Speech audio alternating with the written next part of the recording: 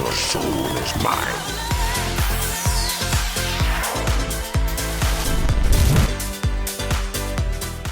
Welcome back to Tech Yes City. This is Brian coming to you guys today with an interesting build. This build comes under $200 and it can play the recently released title Dark Souls 3. And as per usual, let's get on with the parts and how much they cost, and then we're going to go to the cleanse, and then the build, and then the benchmarks.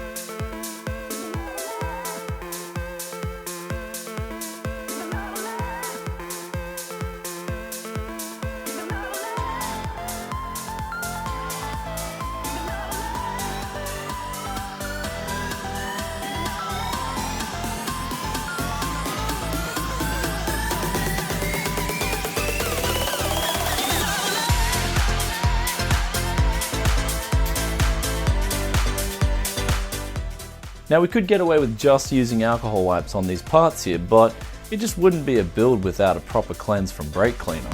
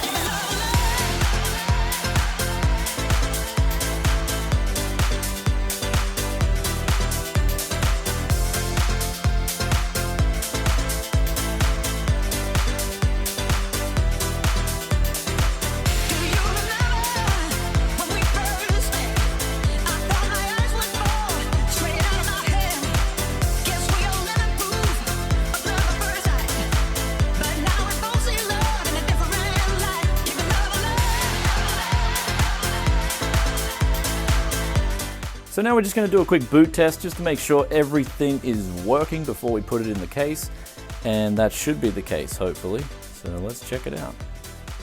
So we're just going to wait for a signal to pop up on the monitor and we should be good to go. Awesome, we are good to go. Let's begin this build.